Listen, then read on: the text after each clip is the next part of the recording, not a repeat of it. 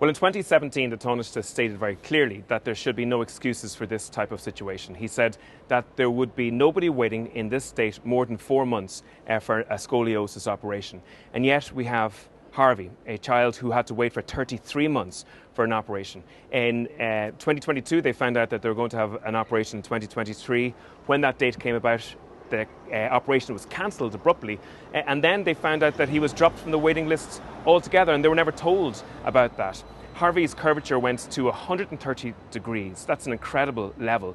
That causes enormous pain and causes difficulty in breathing and complications such as pneumonia as well. And in actual fact, any curvature over 100 degrees is actually a threat to life. So we have a situation even now that the waiting lists are increasing, that children are waiting 2, 3, 4, 5 years for an operation in relation to scoliosis. We have a situation whereby we have at least 20 children who are waiting for up to 9 months currently for an operation.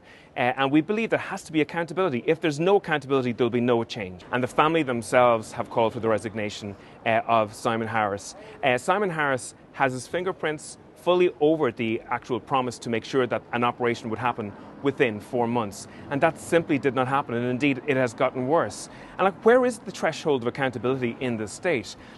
What does a minister have to do? What failure is necessary for a minister to achieve before we actually have responsibility taken, before we have accountability? This is the loss of a young child's life. There is nothing worse that can happen to a family in relation to this. And we believe, first of all, that the minister or the Taoiseach should be in front of the Committee for Health, explaining exactly what happens in Harvey's case, and that he should also resign. Now, we have a situation as well, and this is just one of a large number of problems that are falling out in terms of CHI. Currently, in CHI, we know that children were implanted with unauthorized springs. We know that we had a situation where children had operations before actually reaching the threshold necessary for hip operations.